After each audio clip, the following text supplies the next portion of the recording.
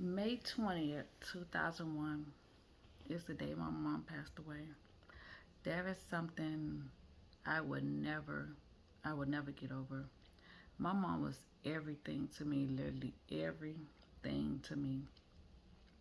And the fact that it hurts me, it hurts me so bad. And, me and my mom was so close. My mom was like my best friend. She was literally everything to me. And it hurts. It hurts. When I tell you it hurts so bad. And it's been a year and a half. And it seems like yesterday.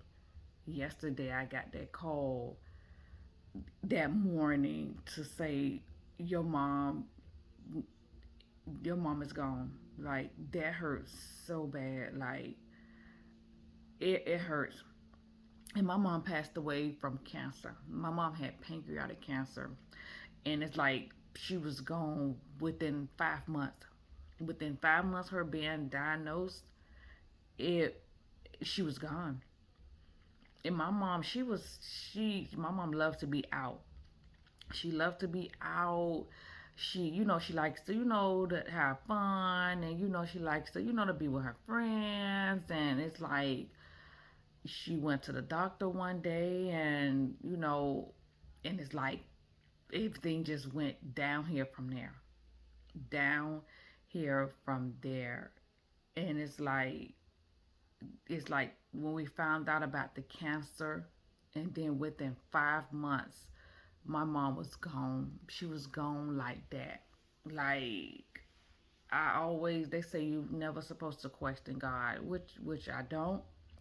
But it's like, why? Like, my mama, my mom, like, my mom was literally everything to me. Like, she was literally everything to me. And it's like, she's gone. And it's like the fact that she's never coming back. That bothers me so much, because some days I don't even know if I'm coming or going. Like, I don't even know if I'm coming or going. Like, it's like I'm here, but I'm not here. It's like my mind is just be all over the place sometimes, because, and I'm the type of person, I don't really open up. I don't really say too much. I keep a lot of stuff bottled up inside, and I know that's not good. It's not good for my health, but it's hard. It's hard, and I know this message, may help someone that's probably going through the same thing I'm going through, that lost a loved one and lost someone that was close to them. And it's hard, and it's something that you will never ever get over. It's something I would never get over. And my mom, she lived with me for 10 years. That makes it even more harder, because she lived with me for 10 years. I'm used to seeing her face every day. You used to seeing a person's face every day. Used to waking up, and you used to seeing her, you going to bed, you seeing her coming home from work, used to seeing her, and the fact that she's not here anymore, it hurts so bad. It felt like somebody stuck a knife in my chest. The fact that she's not here. She's not here. And it's like, why? Why? Like, it hurts so bad. It hurts. It hurts. And I watched my mom. I watched, like, when we found out about the cancer. When I found out about the cancer, that's when she had to get a procedure done. And that's when they told us that she had cancer. She was in IC. She had to get a procedure. It's called a Whipple.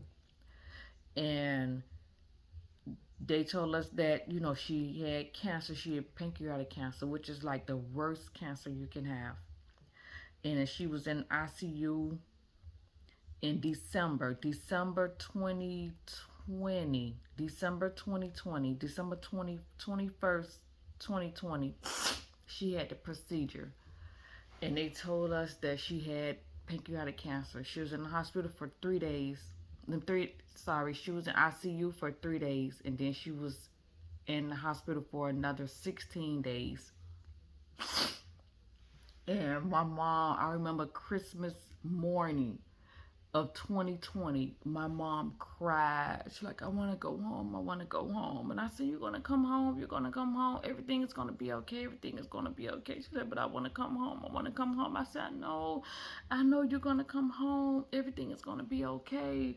And it's like she came home maybe a week and a half, maybe a little after New Year's of 2021. She came home maybe like a week later after New Year, and it's like it went down here from that. It's like she was in and out the hospital, in and out the hospital. She was in so much pain. She was in so much pain because of the cancer. She was in pain. My mama was going through it. And it's times where she didn't want to even go to the hospital because she's like, no, I know they're gonna keep me. I know they're gonna keep me. I'm like, but you gotta find out what's going on. You gotta find out what's going on.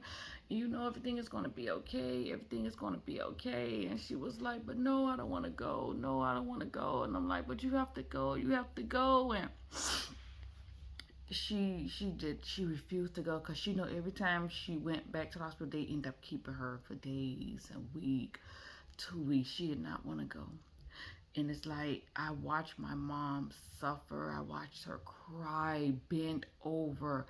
That cancer was just eating her up. She started chemo, and she only literally did chemo for like, she went maybe like 3 or 4 times, and like, because every time it was time for her to go, she was to go to chemo. She was always in the hospital. Like she was in the hospital down there every other week. She was in the hospital, and it's like she was, she was in that hospital. And it's like April of 2020, 2021, April of 2021, which is last year. It's like she was doing so good. Like she was eating more. She was like kind of trying to get her strength back. And it's like that ending of April, maybe April 25th or 26th, it's like she started getting pain again, and she started not feeling good in the hospital. She had to go to the hospital.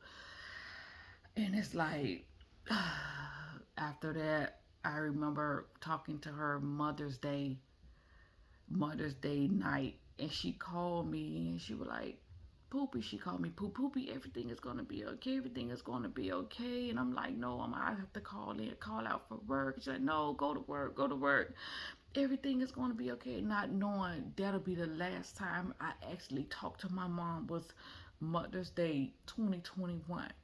And she said, everything's gonna be okay, everything is gonna be okay, and I'm gonna be alright, and I'm gonna be alright.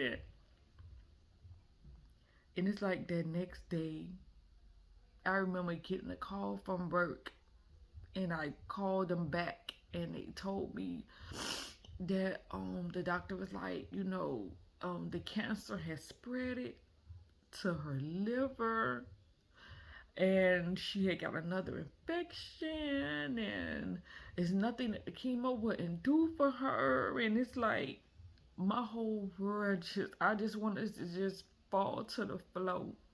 I said, what, my mom? It was hard. And I remember calling my sisters and my brothers, and I remember telling them what happened. And I remember going to see my mom that next day, because that's when COVID was real bad, and they wasn't really letting, it was like the times you only could go for a certain amount of time and a certain amount of hours. So I had to go the next day, and she was just laying there like she really didn't know what, she didn't really know what was going on, because they had her like on so much, pain medicine. And I remember the doctor came in, he was just talking to me, and he was like, she can either stay here, or you can put her in, she can go to hospice. And I'm like, Lord, I cannot believe I'm actually doing this. Like, I just can't believe I'm doing this. And I remember us moving her to hospice. like, it was hard. My mom was in so much pain. She got the hospice. She was in so much pain. My mom was in pain. They had to really like really give her that strong medicine because it was hard. It was hard. It was hard. They had to give her, they put her like on a morphine drip. It was so hard.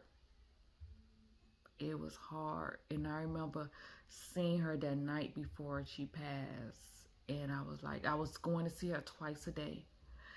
And she couldn't hear me. I remember playing, you know, gospel music by her ear. They say, the nurses were like, she can't really, respond, but she can't hear.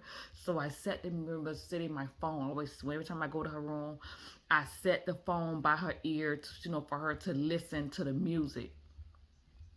And